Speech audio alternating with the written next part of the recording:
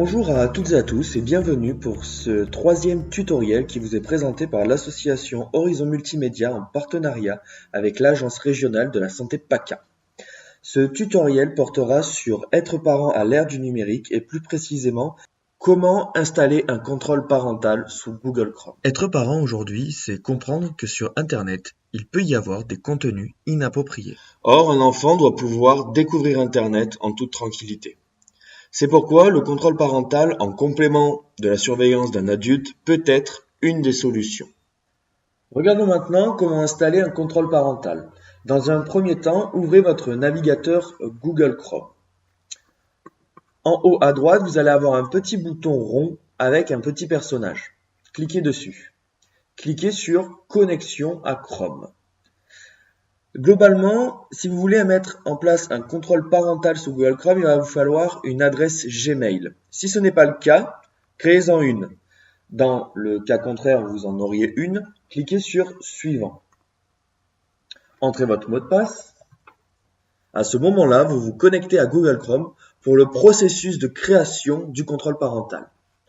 Donc, une petite fenêtre s'ouvre, vous êtes connecté et avez activé la synchronisation. Donc, on appuie sur OK. À ce moment-là, on revient en haut à droite et on reclique sur le même petit bouton que précédemment et sur Personne 1. Donc, c'est la personne que vous aurez créée. Il y aura peut-être votre nom à cet endroit-là. Puis sur Gérer d'autres utilisateurs, ici. En dessous, Ajouter une personne. Cliquez dessus. C'est à ce moment-là que l'on va créer le profil de notre enfant. Donc pour moi, ce sera enfant 1, mais pour vous, ce sera le nom de votre enfant. On choisit une petite image.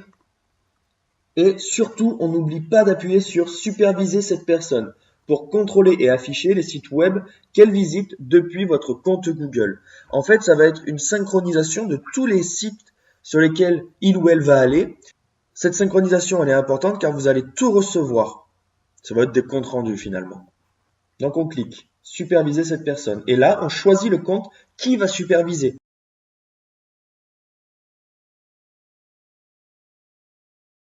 Enregistrer. Donc à ce moment-là, on est en train de créer le profil de l'enfant. Donc vous voyez, ça charge.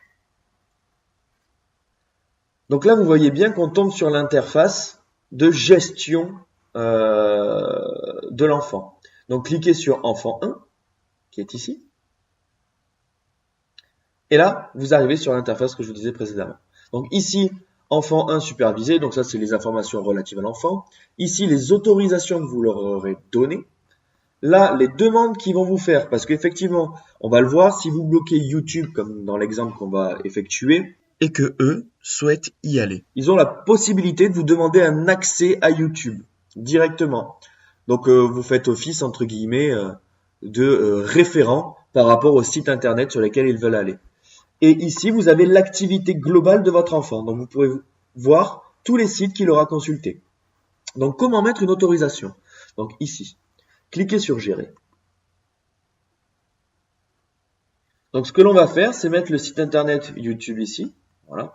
Et on va mettre Ne bloquer que cette adresse. Et cliquez sur OK. À ce moment-là, vous voyez qu'il y a un site bloqué. Allons directement faire le test. Donc, on va repasser sur l'interface enfant, qui est ici, et vous voyez que le profil enfant n'a pas accès à youtube.com. Merci à toutes et à tous de nous avoir suivis. N'hésitez pas à nous rejoindre sur les réseaux sociaux, Facebook ou encore sur notre site internet horizonm.fr. À bientôt.